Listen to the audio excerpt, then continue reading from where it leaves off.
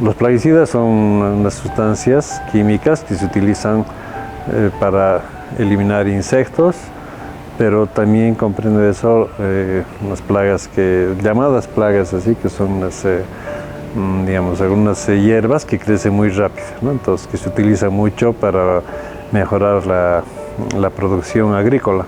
Uno de los parámetros es la calidad seminal, ¿no?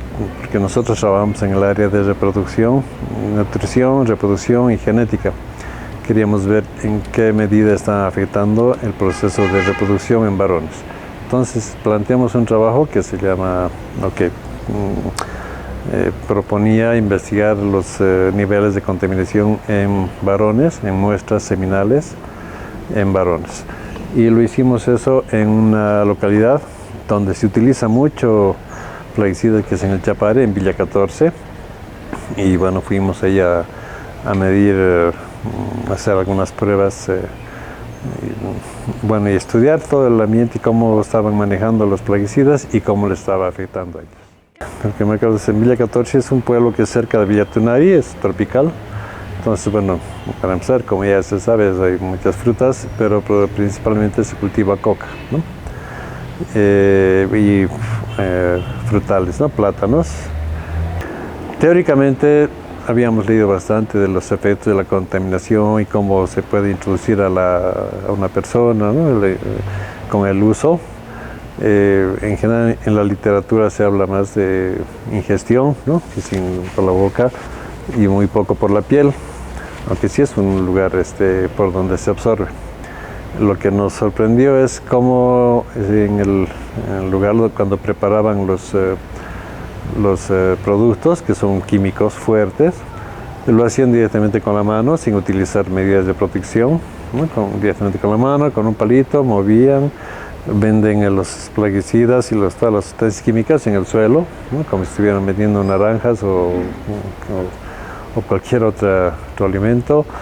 Luego nos llamó la atención es que utilizaban muy poca protección los agricultores para fumigar, es decir, preparaban, se ponían sus maquinarias, sus bombas de fumigación, y la fumigación significa pues, que hace mucho, son micropartículas, ¿no? del producto que se expanden y se bombean. Entonces ellos, la única protección que utilizaban era una chalina o un pañuelito en su boca porque huele un poco feo y nada más, pero no utilizan, muy pocos utilizaban botas o algún traje especial. Entonces, bueno, de ahí era obvio que estaban muy contaminados, ¿no? Eso es lo que más o menos nos sorprendió en ese sentido. Bueno, hay dos tipos de productos en general, unos que son los herbicidas, ¿no? Que ponen para evitar otro tipo de hierbas que crezcan y no quiten la producción, y los otros para los insectos. Ahí hemos visto que mezclaban todo con todo. Entonces, ¿cuál es el proceso químico de esas sustancias? Son moléculas tóxicas, de empezar, porque matan a los insectos, y los insectos igual son vida, entonces igual pueden afectar al ser humano. Y esas sustancias químicas, una vez que se ponen a la tierra o a la planta, no desaparecen, no hay un proceso por el que se diluyan o desaparezcan, se quedan ahí durante mucho tiempo. Entonces quedan en las hojas, quedan en la misma planta y quedan en la tierra. Entonces lo que se hace es se cultiva la hoja, en el caso de la coca, tal vez se lave, cierta proporción puede desaparecer de la hoja en ese momento, pero no todo.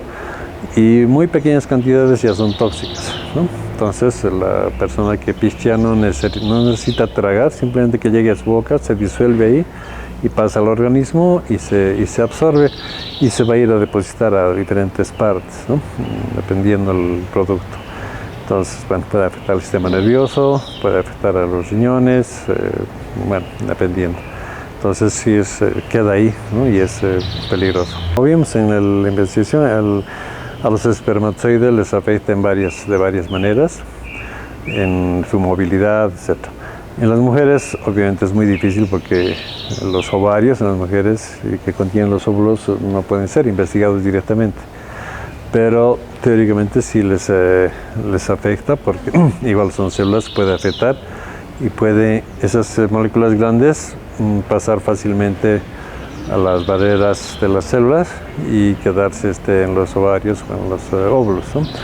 Probablemente esos óvulos no van a ser reproducidos y van a terminar mal, pero podrían también afectar, no se sabe con ciencia cierta, si podrían afectar en la división genética, que después en el momento de la unión con el espermatozoide puede tener alguna alteración en la reproducción, ya en la formación del mismo cuerpo, y probablemente genere abortos, y si no, por lo menos algunas malformaciones. Pero no hay un estudio que haya hecho el seguimiento, aunque sí se habla de malformación o el efecto que te pueden tener. Un ejemplo de esos, en Francia se fumiga con aviones extensiones grandísimas de girasoles y de otros plantíos, ¿no? Con avionetas, y ellos han visto que la utilización de eso no genera malformaciones, pero sí la tasa de autismo, bueno, por lo menos hipotéticamente, había aumentado bastante en las regiones donde se fumigaba. Entonces, el efecto, hay una relación directa entre la utilización del plaguicida y una condición, en este caso en el sistema nervioso, ¿no? Que es el autismo. No está 100% demostrado, están ahí mucha controversia comercial, porque los fabricantes dicen que no, pero las otras organizaciones que son más científicas dicen que sí. No es muy fácil demostrar. Sin embargo, es un ejemplo de cómo estas sustancias afectan, no con malformaciones espectaculares, pero sí con alteraciones en la conducta, ¿no? Como en este caso del autismo. Lo que hemos encontrado ahí era que afectaba la movilidad, afectaba la forma, ¿no? La morfología del espermatozoide, y reducía el número, ¿no? Esas tres alteraciones principales. Entonces, eso no significa que los haga estériles, pero sí en un momento dado podría producir esterilidad. Habría que seguir el estudio para ver a largo plazo. Es un poco difícil hacer ese seguimiento, pero teóricamente sí tendría que disminuir la tasa de fertilidad de los varones que están afectados, ¿no? Así podría afectar, y eventualmente podría también colarse la molécula en los espermatozoides y afectar a los futuros seres con lo del autismo, por ejemplo, ¿no? No es una cosa demostrada, pero sí teóricamente posible. La recomendación principal sería que nuestro país tome políticas de prevención, ¿no? Lo que les decía, lo de Francia, pasa eso en un país que es totalmente ordenado y que los agricultores utilizan cascos, trajes totalmente protegidos. Sin embargo, todavía se llegan a contaminar.